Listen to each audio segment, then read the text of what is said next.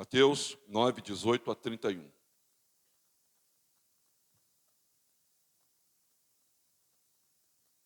Enquanto estas coisas lhe dizia, eis que um chefe, aproximando-se, o adorou e disse: minha filha faleceu agora mesmo, mas vem, impõe a mão sobre ela e viverá. E Jesus, levantando-se, o seguia, e também os seus discípulos. E eis que uma mulher, que durante 12 anos vinha padecendo de uma hemorragia, veio por trás dele e lhe tocou na orla da veste, porque dizia consigo mesma: se eu apenas lhe tocar a veste, ficarei curada. E Jesus, voltando-se e vendo-a, disse: tem bom ânimo, filha, a tua fé te salvou. E desde aquele instante a mulher ficou sã. Tendo Jesus chegado à casa do chefe e vendo os tocadores de flauta e o povo em alvoroço, disse: retirai-vos, porque não está morta a menina, mas dorme. E riam-se dele. Mas, afastado do povo, entrou Jesus, tomou a menina pela mão e ela se levantou. E a fama desse acontecimento correu por toda aquela terra. Partindo Jesus ali, seguiram-no 2 cegos, clamando: tem compaixão de nós, filho de Davi. Tendo ele entrado em casa, aproximaram-se os cegos e Jesus lhe perguntou: credes que eu posso fazer isso? Respondeu-lhe: sim, Senhor. Então lhes tocou os olhos, dizendo: faça-se-vos conforme a vossa fé. E abriram-se os olhos. Jesus, porém, os advertiu severamente, dizendo: acautelai-vos de que ninguém o saiba. Saindo eles, porém, divulgaram-lhe a fama por toda aquela terra. Podem sentar.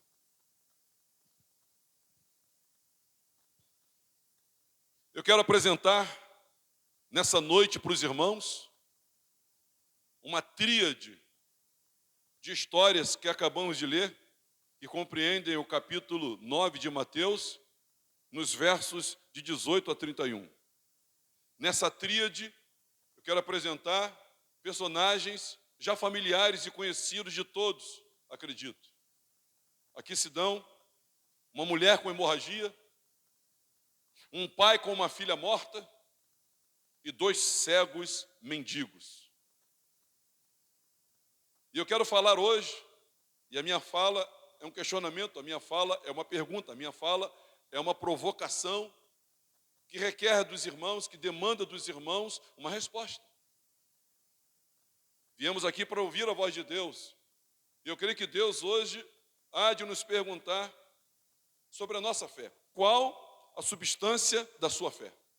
Pergunte ao seu vizinho: qual a substância da sua fé? Quando Jesus fala para que a nossa fé seja do tamanho como um grão de mostarda, não está falando do tamanho, se grande, pequeno, está falando da substância. Uma das maiores árvores frondosas. Agora, falando sobre substância, talvez os irmãos saibam melhor, ou tanto quanto eu, de que vivemos num país muito corrupto em todas as áreas e demandas. A corrupção, ela se alastrou e ela alcançou e se estabeleceu, e ela é sediada em todas as camadas da sociedade, em todas as ramificações, né, de um país capitalista. Por exemplo, qual é a substância hoje do nosso leite? Há quem diga que o leite hoje ele está completamente corrompido. Esse de caixinha, então, alguns médicos dizem: isso nem leite é, e continuam chamando de leite. Qual é a substância do leite que a gente toma? Outro dia nós ganhamos de presente leite. Foi leite de quê? Leite de cabra. Direto da cabra lá para casa. Aí ele substancialmente original e com todos os componentes, né, de um genuíno leite. Mas o leite que a gente compra. Eu me lembro de uma construção na Barra da Tijuca, onde a substância do cimento fora corrompido, porque em vez de usar areia, pegaram areia da praia. Parece que faleceu, inclusive, Sérgio Naia. Ele construiu um prédio e ele colocou no cimento, a substância do cimento tinha areia da praia. E o prédio caiu, ruiu. Pelo menos um cômodo, né, de todos os andares veio abaixo e depois fora demolido. Aqui a gente pinta a igreja e quando você pinta, você começa a entender de tinta. Tem tinta de primeira, de segunda, de terceira e tem a melhor das melhores. Quando a gente quer pintar essas paredes aí, cada galão de tinta a gente paga em média 250 a 350 reais, dependendo. Mas tem tinta que a gente já comprou aqui e a gente diz, isso aqui, que substância? Isso é água. A gente foi enganado. Vamos processar. Se tem um advogado perto, o advogado quer processar tudo, né? Vamos processar. Não, depois a gente vê isso aí. A nossa água, eu tenho mania de ler o rótulo de água por causa da preservação do meu rim. E quando eu vou comprar uma água, eu leio quanto tem de sódio, quanto tem disso, quanto tem daquilo. E existem águas que são péssimas, faz mais mal do que bem. Você já se deu conta, né, dos escândalos dos remédios, onde não consta de fato, né, o que ele promete. Quando algum órgão aferidor, medidor, vai conferir se aquele remédio, todos os componentes estão ali, vai ver que não tem. É placebo, é alguma coisa semelhante. Nós, quando fizemos as nossas obras aqui, a substância do fio que a gente comprava fio da marca X, você tem que aprender a comprar a marca certa, porque tem marcas que não compromete. O cobre não é a mesma coisa, o quanto tem de cobre ali. Eu aprendi a comprar terno com uns 17 anos de idade, trabalhando numa empresa que usava terno.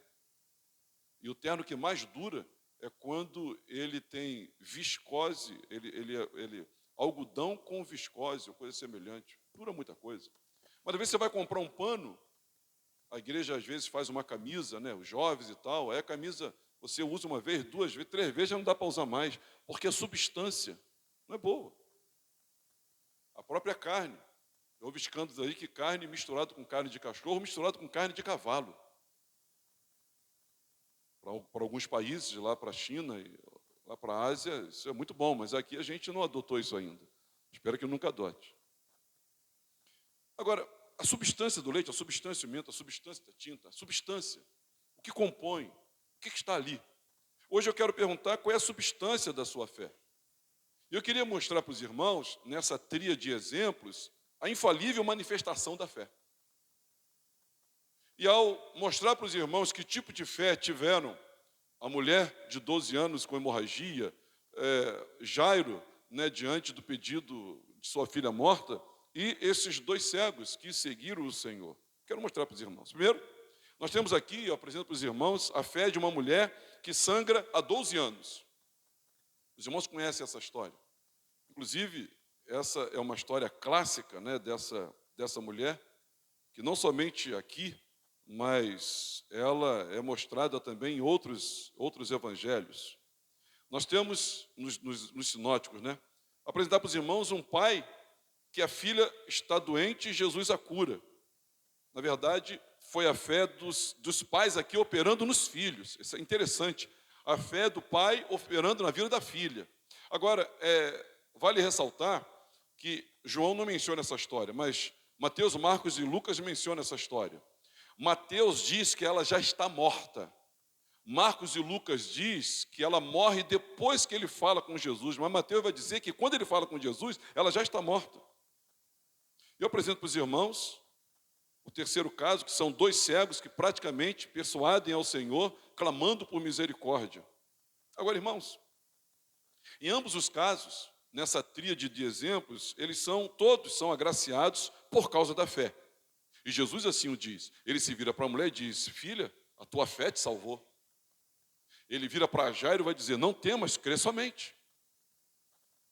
Ele vira para os dois cegos e ele vai dizer assim, olha, seja feita conforme a sua fé. Então o assunto meu aqui com os irmãos é fé. Não é fé na fé, é fé em Jesus. Não é fé na fé, é fé em Jesus. É verdade, meus irmãos, que há um poder enorme na fé por si só, mas ela tem limite. É verdade, tem um poder, fé na fé, o positivismo, por assim dizer. É verdade, mas tem o seu limite. Alguns que têm fé na sua capacidade de negociar. Pastor, deixa comigo que eu vou negociar. Alguns têm fé nos seus próprios músculos. Não, disposição eu tenho, comigo mesmo. Alguns têm fé na sua beleza. Não, se for depender da minha beleza, alguns de nós viríamos desempregados, mas Deus é bom. Alguns têm fé na sua família. Não, minha família vai me garantir. Alguns têm fé, né, na vida. Fé na vida. Parece até ideologia de pagodeiro. Tem fé na vida. A vida, deixa a vida me levar, a vida leva eu, vai dar tudo certo. É fé na vida. É certo que você terá algumas vantagens diante daqueles que são extremamente ateus ou céticos e pessimistas com a sua maneira de olhar para a vida com positivismo. É verdade. Durante algum tempo você vai ter aí alguma vantagem, mas não dura muito não. Por quê? Porque, irmãos, porém, essa fé na vida, de nada adianta se você estiver sangrando há 12 anos. Você ficar sangrando há 12 anos, seu coração daqui a pouco vai parar de bombear e você vai ter falência múltipla dos órgãos, você vai ter comprometimento renal do seu fígado. É fé na fé, é porque essa fé não traz uma cura milagrosa, extraordinária, como aconteceu aqui no texto narrado por Mateus. Essa fé não resolve se a pressão arterial do seu filho estiver quase igualando. Quanto está aí? Está 12 por 8. E agora? Agora está 8. É 9 por 8. E agora? Agora está 9 por 9. É óbvio. Esse positivismo, esse tudo vai dar certo, essa fé nos músculos, essa fé na família, essa fé no seu amigo, que conhece o médico, ou que é médico, não resolve nada. O seu positivismo não resolve se mesmo com os olhos abertos, você só enxerga uma mancha negra e nada a ver. Está cego, não adianta nada. Não resolve a sua cegueira, não resolve a sua hemorragia e não resolve o óbito do seu filho. Não resolve. É preciso, meus irmãos, ter fé em Jesus, pois só a fé em Jesus é poderosa para estancar. E eu queria falar não da hemorragia patológica, física, biológica, mas para estancar a hemorragia da alma. Porque tem muita gente aqui que não está com hemorragia, mas a alma já está sangrando há muito tempo, o coração está sangrando há muito tempo. É preciso ter fé em Jesus, porque aí sim, diante do óbito, ele é o único que tem poder para dar um golpe na morte e jogá-la para longe, ou anulá-la completamente quando o dia ele vai fazer, quando nos ressuscitar. Quem crê nisso, diga amém. É preciso ter fé, meus irmãos, em Jesus, que lança luz na nossa cegueira e nos faz ver a luz do dia. Só Ele pode fazer isso.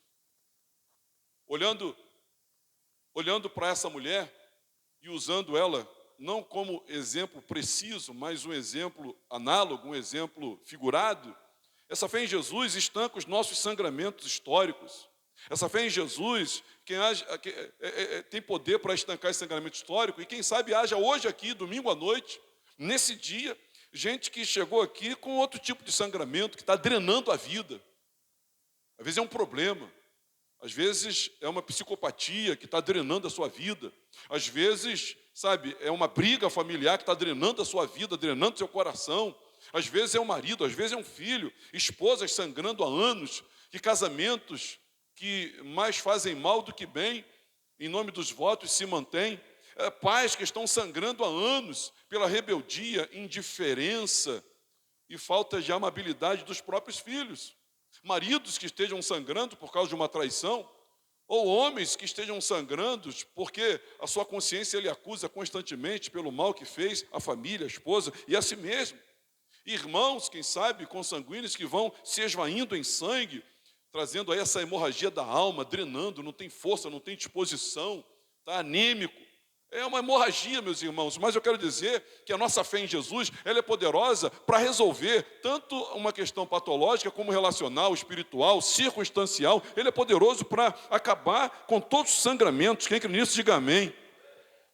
Assim como lá estava Jesus, irmãos, ao alcance daquela mulher, hoje eu creio que o Senhor Jesus também aqui está presente, e a fé que Ele colocou naquela mulher é a mesma fé que Ele coloca também em mim e coloca também em você, para que nós possamos tocar nele pela fé, e assim sermos todos curados. Deus é poderoso para curar a gente aqui. Quem crê nisso, diga amém. Eu creio. Ele é poderoso para curar. Nós viemos aqui em busca, irmãos, dessa graça, dessa visitação, viemos aqui em busca desse poder, viemos aqui em busca desse Senhor, dessa pessoa. Mas é uma tríade de exemplos aqui. E não especificamente, mas analogicamente ou figuradamente, a gente usar também essa morte. Esse menino estava morto, e nós temos que ter uma fé em Jesus, a fé que arranca jovens do sono da morte.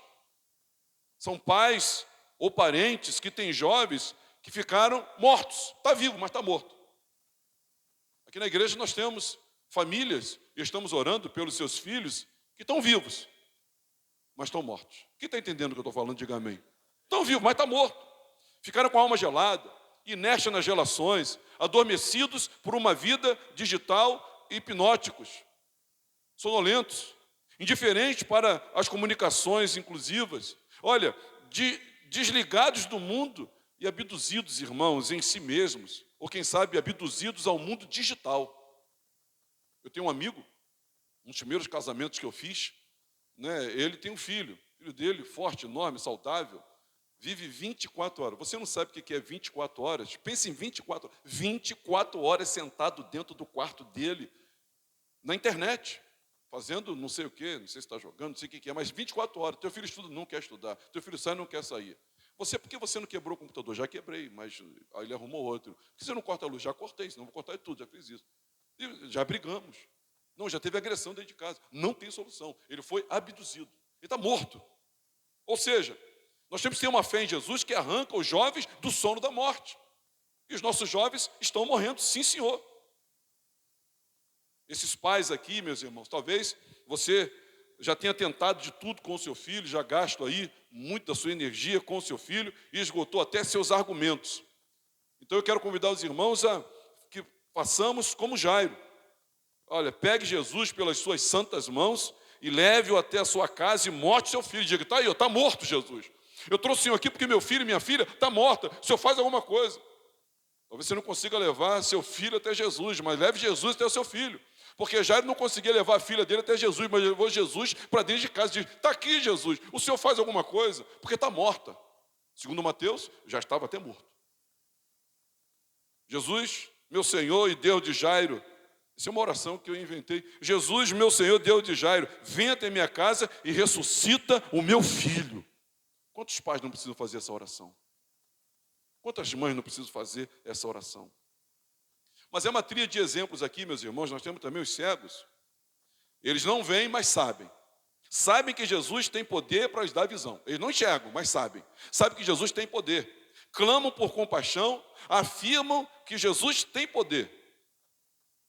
Não só os cegos fisicamente falando, mas aqueles que mesmo tendo luz na retina, só vislumbram escuridão.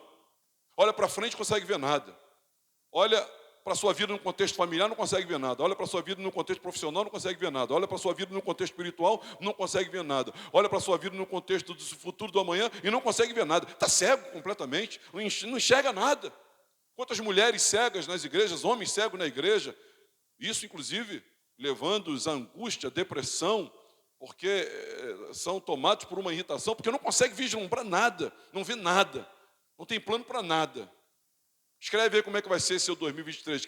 Qual é a perspectiva? O que você conjectura para o ano? Não sei, não consigo ver nada. Eu não estou sem esperança. Eu estou sem visão. Meus irmãos, Deus em Cristo, Ele lança luz na nossa alma. Ele acaba com a escuridão do nosso coração. Ele acaba com a negridão da nossa mente. Ele acaba com isso completamente.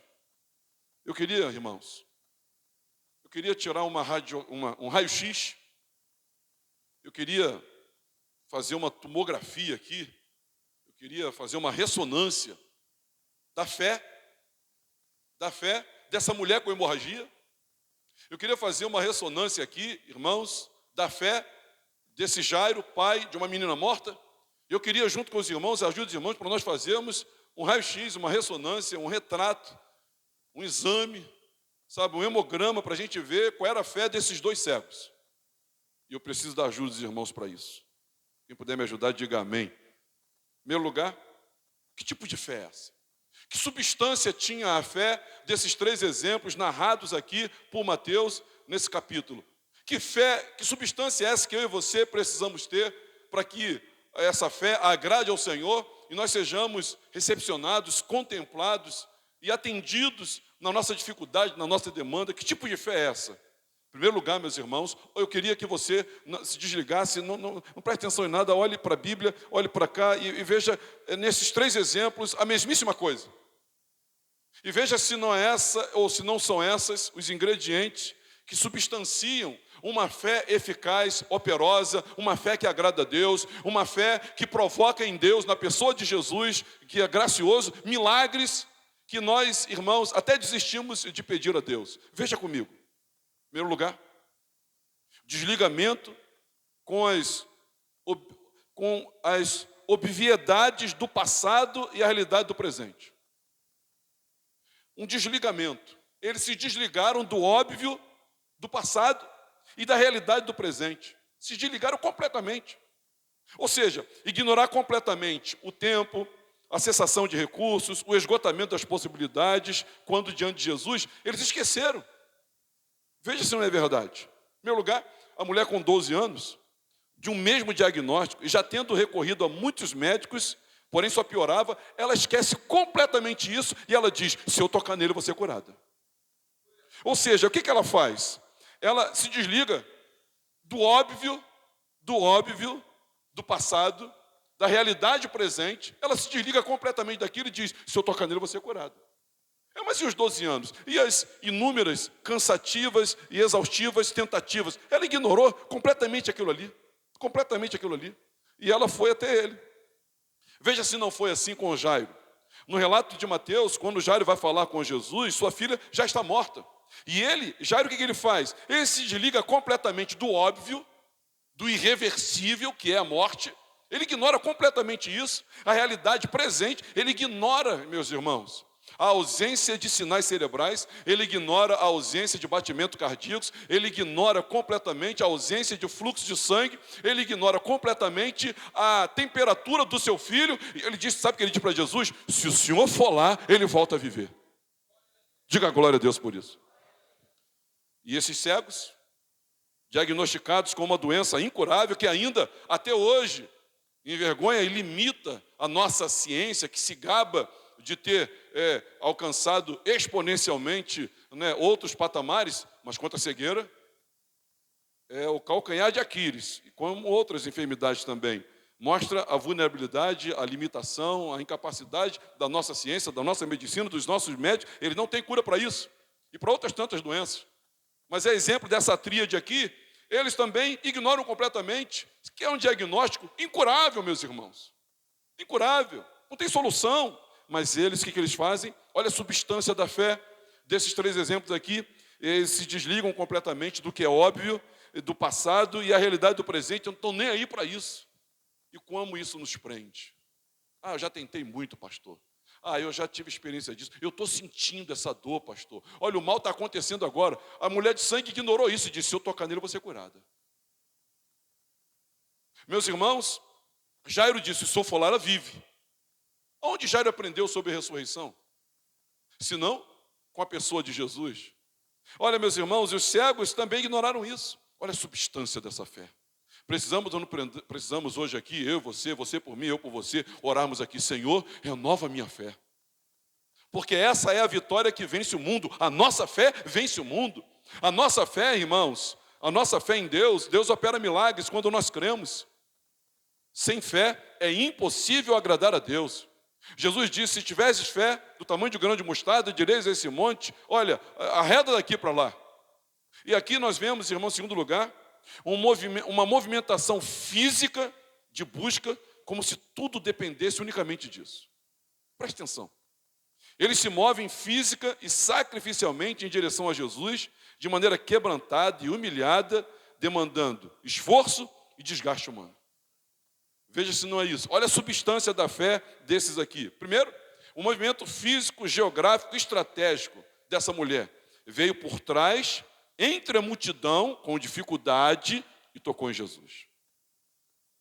Veja, Jairo aproximou-se enquanto Jesus falava, nós lemos aqui o texto, que Jesus estava falando quando Jairo chega. Estas coisas dizia, esse que um chefe, enquanto essas coisas ele dizia, este que um chefe aproximando-se o adorou. Jesus estava falando, ele quebra um protocolo, ele não se dá conta de que ele deveria pedir licença, não, ele já chega adorando. Então ele aproximou-se, quando Jesus falava, prostrou-se, adorou, suplicou. Meus irmãos, esses cegos aqui seguiram clamando. Já era difícil seguir Jesus com saúde na visão, enxergando bem. Agora imagina 2 cegos seguindo Jesus e eles seguiram. E o texto dá a entender que eles percorreram um caminho até chegar em Jesus. E quando chegaram em Jesus, encontraram Jesus dentro da casa. E eles conseguiram entrar dentro da casa e eles tiveram uma conversa com Jesus dentro da casa. Como é que cego conseguiu isso? Eu não sei, mas entenda que houve uma movimentação física de busca, como se tudo dependesse unicamente disso. Sabe uma das coisas que eu não entendo como pastor? Eu não entendo quando vejo ovelhas queridas, amadas, respeitadíssimas por mim, as quais a tenho assim, um alto grau de consideração, mas quando estão passando as suas lutas, as suas dificuldades, elas não vêm à igreja. Elas não aparecem domingo de manhã, ou só aparecem domingo à noite, quando tem culto de oração, quando tem jejum. Meus irmãos, se a minha filha está morrendo, como Jairo, eu quero vir no jejum, eu quero vir no culto de manhã, eu quero vir no culto da noite, eu quero pedir oração, e se tiver, e ali tem uns irmãos que oram ali no monte, eu vou lá orar no monte com eles, e se alguém tiver, eu vou orar também. E se é para ser curado, de um fluxo de sangue, você acha que eu não vou buscar? Essa movimentação faz parte da substância, e ela substancia a nossa fé. E Jesus, ele repara isso, tanto que a palavra de Deus é inspirada. Mateus fala dessa movimentação física geográfica, esse esforço, irmãos, sabe, que demanda da nossa musculatura. Mateus fala sobre isso, Marcos fala sobre isso, Lucas fala sobre isso. Isso chamou a atenção de Deus, uma movimentação física de busca, como se tudo dependesse unicamente dessa movimentação, desse esforço. Nós somos tremendamente acomodados. Desde que o controle remoto entrou na nossa vida, meus irmãos, quanto menos nós pudermos nos movimentar para alguma coisa, só que nós trouxemos isso para Deus, isso é muito ruim. Inclusive, se for para ganhar dinheiro, nós nos movimentamos muito bem. Ou se for para o nosso esporte, nós nos movimentamos muito bem. Mas muitos de nós, irmãos, não nos movimentamos para o nosso marido, para a nossa esposa, para o nosso filho, para o nosso pai, para a nossa mãe, como esses homens aqui se movimentaram. E Deus vê esse movimento também. E substancia a nossa fé. Substancia a nossa fé. Eu falando com os irmãos, não sei se o espírito ou se a memória, né? Mas vão saltando textos na minha mente, comentários para fazer, e eu vou filtrando aqui enquanto falo com os irmãos. Mas eu me lembro da narrativa de Lucas, quando ele vai falar o nascimento de Jesus, acerca de Ana e Simeão. E vai dizer que ela era uma viúva, e vai dizer que ela tinha 80 anos, e vai dizer que ela perseverava todos os dias no templo. É uma movimentação física, meus irmãos, que mexe com a nossa agenda, que mexe com a nossa rotina, que demanda esforço, que demanda, sabe, você renunciar, abdicar, preterir de uma porção de coisas para estar no templo adorando a Deus. Esses aqui fizeram isso. Terceiro lugar, que substância tem essa fé? Eles fazem afirmações de fé que glorificam, reconhecem e comprometem o poder e a bondade de Jesus. Você acredita nisso? Eles fazem afirmações de fé que glorificam, eles comprometem o poder de Jesus. Suas bocas confessam e testemunham que seus corações estão sem qualquer pingo de dúvida acerca do poder e bondade de Jesus em misericórdia para com eles. Eles fazem isso. Veja comigo. Por exemplo, a mulher com 12 anos de hemorragia dizia consigo mesmo, e ela não disse para ninguém, ela disse consigo mesmo. Esse negócio, olha para mim, esse negócio de dizer consigo mesmo é onde a gente diz as nossas maiores verdades. Quando você fala com você. As nossas maiores verdades não são externadas, publicadas. As nossas maiores verdades são, a gente fala conosco. Não gostei, não estou bem, estou triste. Tomara que morra. Deus tem misericórdia. A gente fala, nossas verdades fala conosco. Mas ela dizia consigo mesmo, ela falou com ela. Era pura verdade. Não havia nenhuma sombra de dúvida. Se eu somente tocar nele, ficarei o quê? Curado. Ficarei curado. O que disse Jairo? Disse para Jesus, mas vem, em Mateus, né, nesse capítulo 19, 9, ele vai dizer, disse para Jesus, mas vem, vamos ler isso, mas vem, entre aspas, mas vem e impõe a mão sobre ela. Não tinha mais oxigenação. Não tinha mais no cérebro. O coração parou de bombear. E ainda, os irmãos sabem da história, quando ele fala com Jesus, Jesus toma rumo à casa dele, mas entre ele falar com Jesus e a casa dele, a mulher interrompe e demora mais ainda. Quantos minutos a gente consegue ficar sem respirar, sem comprometer? Jairo sabia disso, meus irmãos. Mas ele diz, não tem sombra de dúvida. Olha a declaração que ele faz. Mas vem, impõe a mão sobre ela e viverá. Diga glória a Deus. Não há talvez. Vai lá, Jesus, quem sabe? Corre, Jesus, talvez dê tempo. Será que o Senhor consegue? Ele não diz nada disso, ele diz, vem e viverá. Não foi assim também? Nessa tríade de exemplos que aconteceu com os dois cegos também. Diziam para Jesus, tem compaixão de nós, filho de Davi. Então, o texto não menciona, mas é óbvio que nas entrelinhas eles pediram especificamente a cura da visão, a restauração da visão, a cura da cegueira. E aí Jesus faz uma pergunta, vocês creem que eu posso fazer isso? O que eles disseram? Sim, Senhor, eu creio. Teve um outro que disse assim, Senhor, não creio não, ajuda-me na minha pequena fé. Mas eles disseram, sim, Senhor, eu creio. Olha a substância dessa fé, meus irmãos. Olha o que substancia essa fé. É essa fé que você tem enfrentado as hemorragias da vida. É com essa fé que você tem enfrentado os mortos que convivem com você. Seja morto no casamento, seja morto na maternidade, seja morto na filiação, seja morto como irmão. É assim que você ressuscita os seus mortos? Olha como essa fé se substancia. É assim que nós tratamos com as nossas cegueiras e com os cegos que nos cercam. Ah, meus irmãos, nós precisamos dessa fé aqui. Em quarto lugar, essa fé se substancia com o reconhecimento de quem Jesus é na sua identidade eterna e gloriosa. Olha o que disse, meus irmãos, olha o que disse a mulher. Ela disse, basta tocar nele, porque ela crê que Jesus tem poder para curar e que ele é bondoso para fluir.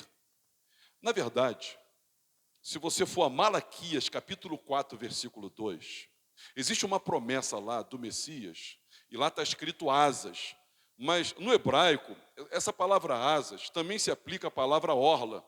Então lá em Malaquias, capítulo 4, versículo 2, existe uma promessa de que quem tocasse nas orlas do Messias seria curado. Quem tocasse na orla do Messias seria curado. Quando ela diz, se eu somente tocar nele, ela está reconhecendo Jesus como Messias. Diga glória a Deus por isso. O Malaquias é fácil de achar. Dá ré aí. Você está em Mateus, não está? Dá ré aí. Uma vez eu falei, dá ré, tem um irmão que foi andando de costa lá para... Não, no livro aí da Bíblia, capítulo 4, versículo 2. Mas para vós outros que temeis o meu nome, nascerá o sol da justiça, trazendo salvação nas suas asas. Saireis e saltareis com bezerros soltos e estrebaria. Essa salvação nas suas asas, quer dizer, salvação nas suas orlas. Está falando sobre cura nas suas orlas. Então, ela afirma, como é que substancia a fé dessa mulher? O reconhecimento de quem Jesus é na sua identidade eterna e gloriosa. Ela reconhece ele como Messias. Agora, e Jairo? O texto vai dizer que ele adorou. Só Deus é digno de adoração. Você pode repetir? Só Deus é digno de adoração. Não adoramos a anjos. Inclusive, se um dia um anjo aparecer para você e você se dobrar diante dele, a primeira coisa que o anjo vai dizer para você, ele vai dizer desesperadamente, é, pelo amor de Deus, fica de pé. Se aparecer um anjo para você, você se dobrar, adorando a ele, se ele for um demônio, ele vai gostar. Anjo, um demônio travestido de anjo. Mas se ele for um anjo de Deus, ele vai dizer, fica de pé agora. Você quer me matar? Você quer estragar a minha vida? Você quer me quebrar? Só Deus adoramos, só eles prestamos culto. Então Jairo adorou. E Jairo reconheceu nele poder sobre a morte. Quem tem poder sobre a morte, irmãos? Só Deus. E reconheceu nele também misericordioso. Então Jairo, irmãos, ele reconheceu a divindade de Jesus. A mulher reconheceu a messianidade de Jesus, Jairo reconheceu a divindade de Jesus. E os cegos? Eles reconheceram, meus irmãos, porque eles oraram. Você pode ver aí na sua Bíblia, como é que eles oraram. Eles disseram assim, ó, partindo Jesus dali, seguindo dois cegos, clamando, tem compaixão de nós, filho de Davi. Deus prometeu que o filho de Davi nasceria um filho que sentaria de uma vez por todas e permaneceria eternamente no trono. Então, meus irmãos, ele já conhece que é filho de Davi, que ele tem poder sobrenatural e que ele tem compaixão, que o nosso Deus é um Deus de compaixão, que ele é o rei esperado. Então, um reconhece a sua messianidade, o outro reconhece a sua divindade, o outro reconhece o seu reinado, a sua reinado. E isso vai substanciando. Veja que fé é essa. Eu termino mostrando para os irmãos que essa fé está substanciada, é uma fé substancial ao ponto que Deus permite mudar a sua agenda e o seu itinerário. Quem crê aqui que Jesus é Deus, diga amém. Ele é Deus. Jesus não iria parar, parou porque foi tocado. Jesus não iria na casa de Jairo, foi porque foi persuadido. Jesus não agendou com os cegos e eles foram até a casa onde eles estavam. Veja se isso não aconteceu. Ela toca em Jesus e faz ele perceber que dele saiu virtude, faz ele parar e questionar com o discípulo. Alguém me tocou. Senhor, tanta gente aqui está dizendo que alguém tocou. Claro que alguém tocou. Tocaram em mim, tocaram no Senhor também. Estou entendendo? Não. Me tocou com fé. De mim saiu virtude. Quero saber quem é. Mateus não detalha as cenas, né, e as perspectivas diferenciadas que tem no texto. Mas a mulher tentou se ocultar. Jesus disse, quem me tocou? Ela ficou com medo porque ela padecia da possibilidade de ser apedrejada por ter tocado no homem publicamente. Eu não poderia fazer isso. Principalmente com fluxo menstrual. Eu não poderia tocar. Ela poderia ser apedrejada. Ela ficava com medo. Mas Jesus disse para ela, filha, a tua fé... O quê? Ele chamou de filha. Meus irmãos, os seres humanos não são filhos de Deus. Os seres humanos são criação de Deus. Nós passamos a ser filhos de Deus legitimamente, genuinamente, segundo a lei de Deus, quando reconhecemos a Jesus Cristo como nosso Senhor e nosso Salvador. Hoje de manhã, pregando, Jesus, antes de ser assunto aos céus, depois de ressurreto, na manhã que Maria Madalena fora visitar, ele disse, vou para o meu Pai e vosso Pai. Agora nós somos irmãos. E, irmãos, também o texto vai dizer aqui, acerca de Jairo, que ele muda o itinerário de Jesus e o persuade a ir entrar na casa dele. E depois na casa dele, tem no quadro dele. Não estava no script. Não estava na agenda. E, por último, os cegos, eles interrompem Jesus dentro de uma casa, depois de tê-lo seguido, clamando em alta voz, Jesus, filho de Davi, tem misericórdia de nós. E o Senhor é levado a dar atenção a eles e diz para eles assim, seja feito, conforme a fé de vocês. E aí, meus irmãos, a mulher com fluxo de sangue, 12 anos, Jairo, com a sua filha já em óbito, e já atestado, e já sendo velada, e já os cantores, flautistas já ali, já preparando já para o sepultamento. E os cegos que seguiram Jesus, eles ouviram algo que todos nós gostaríamos de ouvir nesse momento e em todos os momentos das nossas vidas. Eles ouviram porque eles apresentaram, ou eles foram até Jesus com uma fé substancial. Substanciada, irmãos, com um conteúdo que agrada o Senhor.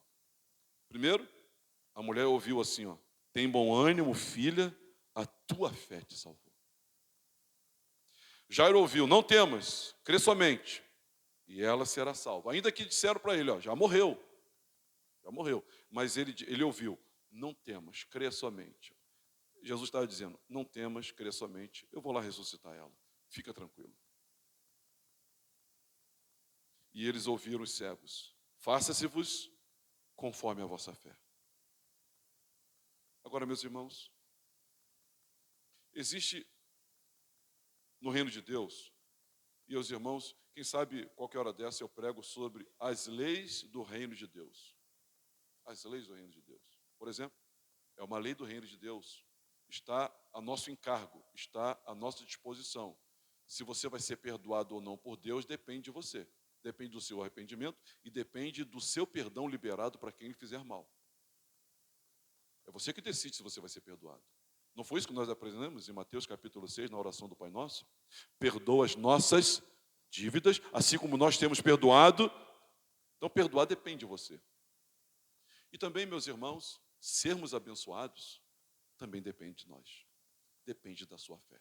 Depende da substância da sua fé. Você tem uma fé substancial? A minha pergunta nessa noite, e eu a faço de novo, para mim e para você. Eu estou pregando para as minhas filhas aqui, meus irmãos. Eu estou pregando para a minha esposa. Estou trazendo a palavra de Deus para os irmãos. Porque sem fé é impossível agradar a Deus. E Jesus, pela manifestação substancial de fé que tiveram a mulher com fluxo de sangue, Jairo com a sua filha morta e esses dois cegos, agradaram o Senhor. E Jesus devolveu para eles a condição de serem abençoados ou não. Seja feito conforme a fé de vocês. Filha, a tua fé te salvou. Creia somente e você vai ver o milagre. Então, qual é a substância da sua fé? Você tem se desligado das obviedades do passado e a realidade do presente? Você consegue fazer isso? Tem dificuldade com isso, né? Vamos orar.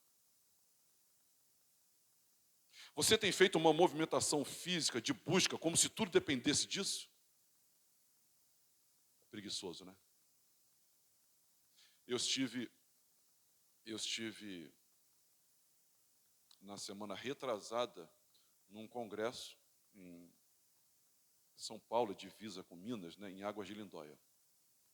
E na volta a gente pega a Dutra.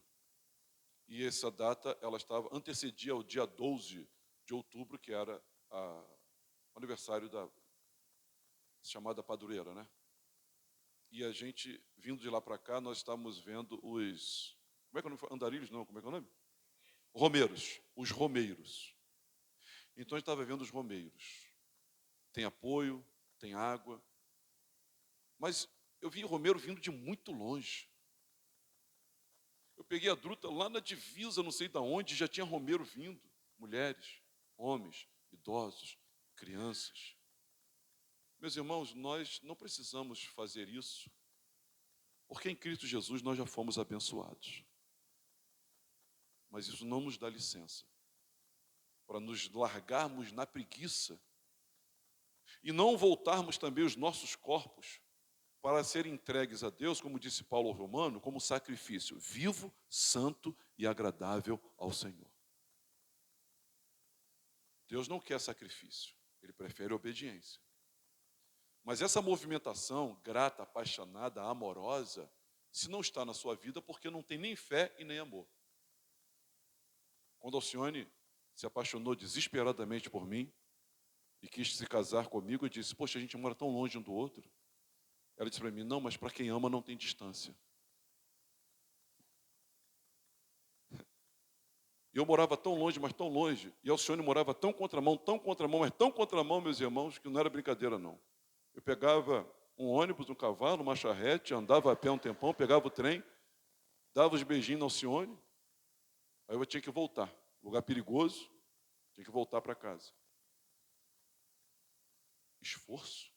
Eu não via aquilo como esforço. E olha que era um movimento para mim. Aqui é um movimento para você e para a glória de Deus. Essa movimentação de busca, ela substancia a fé, tá, gente?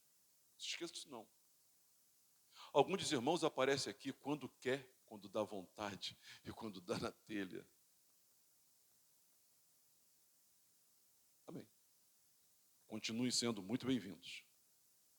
Mas que isso não demonstra essa gratidão, esse querer, a exemplo do espírito que moveu homens de Deus, como Davi, por exemplo. Uma coisa peço ao Senhor, eu buscarei, que eu possa estar todos os dias na casa do Senhor.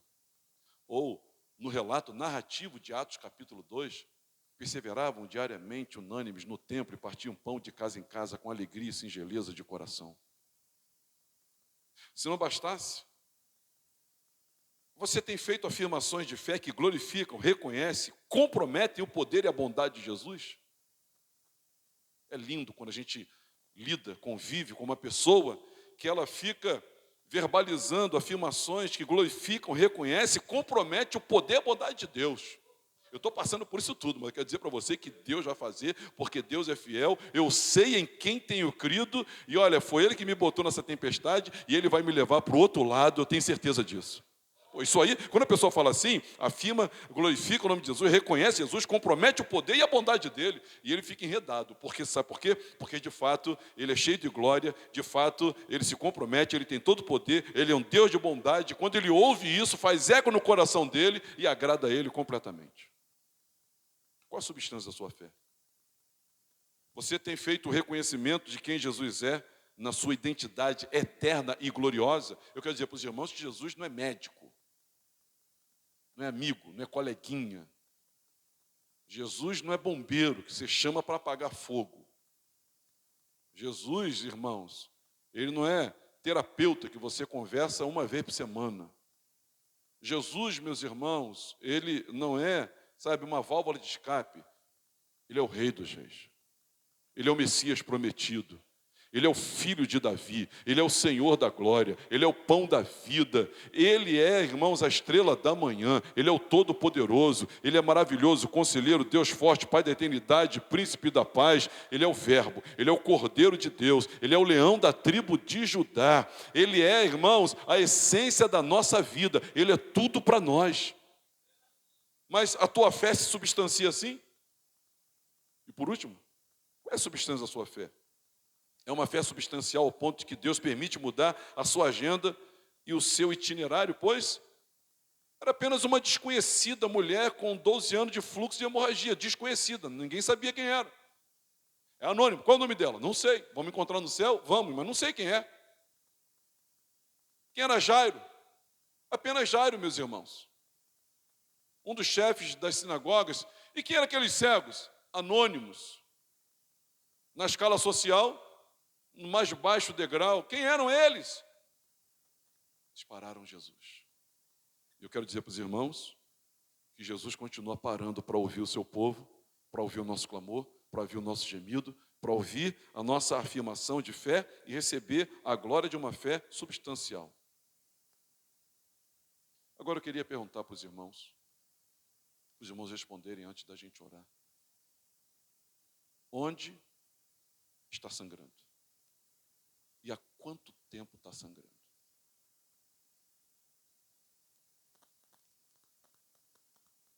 Queria perguntar para os irmãos, o que morreu e há quanto tempo está sem vida na sua vida?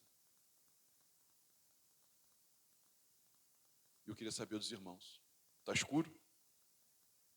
Tem muito tempo que você não vê nada, tem? Tem muito tempo que você não vê saída, solução e nem alívio, tem? Eu queria propor aos irmãos, de hoje em diante, a busca de uma fé substancial em um Deus sem igual. A busca de uma fé substancial em um Deus sem igual. Eu queria propor para os irmãos, sabe, um remédio. Eu queria propor para os irmãos uma arma de guerra. Eu queria propor para os irmãos uma ferramenta. Eu queria propor para os irmãos um modo operandi. Eu queria propor para os irmãos um estilo de vida. Eu queria propor para os irmãos uma filosofia para viver bem. Qual, pastor? Uma fé substancial em um Deus sem igual, Jesus. E aí, meus irmãos, o que nos cabe nessa noite, antes de irmos a Ele, como foi a mulher hemorrágica, antes de irmos a Ele, como foi Jairo, antes de irmos a Ele, como foram os 2 cegos, é orarmos dizendo, Senhor, renova a minha fé.